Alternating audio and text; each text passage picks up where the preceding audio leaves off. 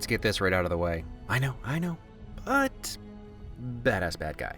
Joaquin just knows how to play a camera.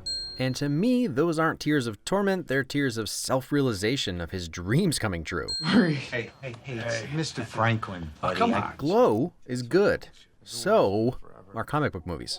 We had creepiest, now witnessed most sinister and foreboding. There's the moment he decided to just die wouldn't make him madder, but maybe taking Murray out with him would. Ever since I killed those 3 Wall Street guys. And our Kings of Comedy homage. And why should we believe you? Got nothing left to lose. I like this movie up until Joker goes on the Murray Show, but it was so much less a Joker movie. It was mostly those flashback scenes in The Killing Joke, and without cutting back to Joker, didn't feel like Joker. And now that he's fully detached from reality, Arthur feels like the Joker. What I love is not that he kills Murray or even his speech, it's that Arthur's fantasy, Arthur's version of reality, which up until this point was not reality, takes over. And it's as if he entirely believes he's inside a fantasy, and it's released him from his tics, stutters, and condition. You think that killing those guys is funny? I do. And I'm tired of pretending it's not. They couldn't carry a tune to save their lives. Okay, now that's the Joker. I mean, Buster Bluth. Joker Bluth. Boxer Juth. And take it like good little boys, that we won't werewolf and go wild. I might even venture to say this final outrage speech is a reversion of sorts, which is why it's a bit childish, back to before he'd started to try to fit into society, a time before his condition. All the police, I'll Gene. tell you what you get. All the police. Get what you deserve. Alrighty then. I guess we live in a society. And look, that's it. That's the line that a million articles tiptoed around while claiming this was going to incite the incels, and holy cow, is that not what's happening here? At best, or worst, I don't know, it's a mentally ill man ready to die to be seen killing a man who wronged him. At worst, or best, it's a condemnation of the upper class, the powerful class, billionaires and career politicians, lack of social safety nets, or even on a micro level, a guy like Wayne punching a mentally ill man in the nose rather than even listen to his story, let alone help him, or his ex-family employee Penny. If he saw this place, it would make him sick. Yeah, that's what would make him sick. I'm not sure how anyone can walk away thinking Arthur or the riots he's inspired are alt-right and not just a violent Occupy movement. What am I missing here? I'll go to bat that ultimately Arthur truly isn't political and anything he started was completely accidental, but if you have to pin him on one side, it's not the white supremacist side. He doesn't hold a single position in line with them, and the riots are not divided on racial lines at all, they're divided on class lines. He's mad at the elite. Again, even that's a stretch because he's just the Joker now. Chaos is his MO. It's terrible, but he's actually allowing himself to laugh this time because even though he thought killing the 3 Wall Street guys was funny, society told him he shouldn't laugh. But it's all out in the open now. Another parallel from earlier. Free on the bus? Depressed. In cuffs in the back of a cop car? Elated. Isn't it beautiful? And actually even more parallels. No matter how much he planned, he never knew what to do with the gun after the joke. Again, that this Joker origin is just a guy living out his last day that turns into forever is really compelling. He had nothing to lose because he was ready to die, but then thought, maybe one more joke? But then he didn't die, so he still got nothing to lose, so why not keep going? He's free. So free that he doesn't even try to escape being arrested at this point. Again. If Arthur has any ideology, it's that he believes no one sees him. That's why this moment is so important to him. The reason he tears up, and also a fantastic reason to continue down the Joker path. Kills 3 guys, gets articles written about him, starts a movement. Kills a talk show host, Gotham burns and his new henchmen rescue him from the cops. And using the blood from his rebirth car crash to form the Joker smile, sometimes on the nose is just what you need. And regardless of how icky you might feel, it's a moment he's been practicing for. Whether this laughter is his condition or not, he's embracing it now. The outbursts were always when he was afraid or stressed, and now that he's trapped, living out his perpetual last day, he can just lean into it and let it happen rather than fighting it. Almost like he can let the laughter guide how he should feel rather than feeling conflicted. What's so funny? Thinking of a joke. You wouldn't get it. It's somewhat ambiguous. He could just be thinking about how funny it is that he inspired the murder of Bruce's parents, or at least he thinks he did since he didn't actually see this happen, and if he's clairvoyant enough, could realize he inspired Batman. Or maybe the entire movie is the joke. Maybe he's a seasoned Joker who's gone up against Batman a million times, and this is just the fantasy version of his rise to power that's capped off by him being the reason Bruce's parents are dead, and none of it happened. He's just an Arkham plotting his next escape, literally making his therapist drop her guard so he can get the jump on her and kill her and escape. Not to mention the commentary on the state of mental health treatment where he's just been passed off to another caretaker that wouldn't even know to ask about his condition, because... They don't give a shit about people like you, Arthur. And they really don't give a shit about people like me either. I mean, she could have at least done the same amount of background research she did for Frank T.J. Mackey. Or maybe the joke is on us? The entire movie was a story Joker just told the therapist in order to make us, the audience, feel sorry for him when he's just a bad dude. Or we could try to connect some dots. When someone says you wouldn't get it, people often respond, try me. Some people get their kicks stomping on a dream. And then he specifically sings the Stomping on a Dream line from Murray's Sinatra theme song called That's Life, and then has bloody footprints. The joke being that he brought the song to life again. His style of humor is pretty dry. Well, no one's laughing now. That's life, and now you're dead. The real fun is that it's left up to you because making any definitive statement about the Joker is seemingly impossible.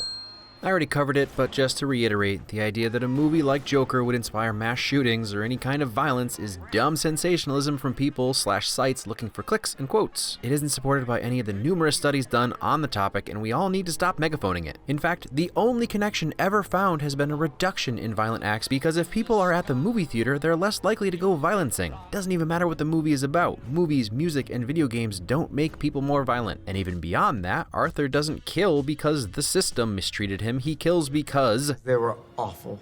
and also, You're awful, Murray. whether you think the movie makes a political statement or not, Arthur isn't trying to. Joker isn't the incel anthem. If you remove the relationships from Dexter, does it become toxic? Do you truly believe Arthur was driven by his lack of girlfriend? The meta-ness of trying to pre-blame a movie character for violent acts that haven't even been committed when the character they're trying to blame exists inside a story that clearly says Arthur is mentally ill and is trying to use awful people as scapegoats when the truth is that he just thinks it's funny. Statistically, it's actually the media around pieces of art like this talking about it that are more likely to inspire real-life jokers. You know, reminding people of bad people the media made famous because they did bad things. Stop it. It's all tragically meta and frustrating, and I refuse to play into it any more than I already have by acknowledging it. Anyway, Joaquin is amazing. I said the movie isn't the same without Hilder's score, and it's also not the same without Joaquin. Any unevenness in his performance or to what level his illness affects him are easily explained by the unreliable narrator. And it's also tricky because as his story unravels, he grows in confidence and the strings keeping him tethered to our reality break. Joker is a lot about the difference between how the world sees Arthur and how Arthur sees Arthur. Arthur lives inside Fantasyland. It's the only time he gets to be happy. Almost all of his interactions with real people are awful, even his mother. Sophie is the one exception, and that's just because she didn't immediately recoil. So he built her into his fantasy. His life slowly becomes more and more mythic. Newspapers are writing about him. At the same time, for unrelated reasons, he's invited on the Murray Show, and after murdering Murray, he's essentially worshipped by people who think he has a plan. He doesn't. He was just following a dust bunny along the sidewalk when fantasy took over his life. And of course he's going to embrace that. The idea that the movement and infamy of the Joker was just a mentally ill man getting revenge because he was mocked. The get what you deserve line wasn't meant as some profound statement, it was a dark joke. I sort of look at Joker as the middle of the road between pretty good period drama and well-crafted comic book movie that breaks the mold. Logan in some ways, but maybe not as fully realized as Logan. I don't think Joker has a ton to say. It would rather present some ideas about mental illness and class warfare and show a potential outcome. Not every movie has to pick a side, so I think it works here. My biggest complaint, other than the occasional hammer to the face one-liner, But now I realize it's a f***ing comedy, is the reliance on story beats and homages to Taxi Driver that became distracting at sometimes. I mean, Arthur may have seen it 5 years earlier and was just imitating Travis Bickle, practicing lines, imaginary assailants he needs to shoot, the early taste for killing that feels justified, the hair change at the end, the way he gets a gun, emptying a magazine into a dead dude, cylinder this time, the slow start and brutal ending, planning suicide but plans go awry, a finger gun to the head, stalking a campaigning politician, even doing political things without having a political reason, right down to the blurry lines between hero and villain, vigilante and psychopath, not to mention the influence of the pounding, deliberately monotonous score. Homages to The Killing Joke are more excusable. Truthfully, neither has any more of a complete message than Joker. Joker is just a bad day story.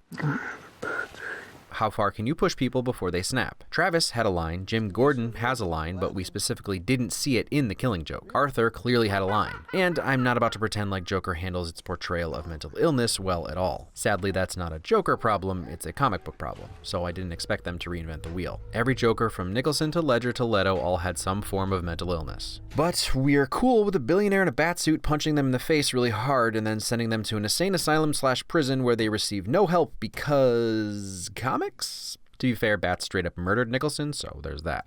I will say that the problems people had with The Killing Joke are definitely amplified here. A lot of fans believe Joker needs to be a force of nature, and giving him a backstory robs him of his power. I don't know if it was Alan Moore's intention, but since Batman's part in that story is mostly about confronting the idea that his relationship with the Joker will end in death, I've always thought a Joker origin made sense in that story. You can't empathize with a force of nature. A failed comic making bad choices? A mentally ill, low-wage worker taking care of his mentally ill liar of a mother being mocked by his idol on TV?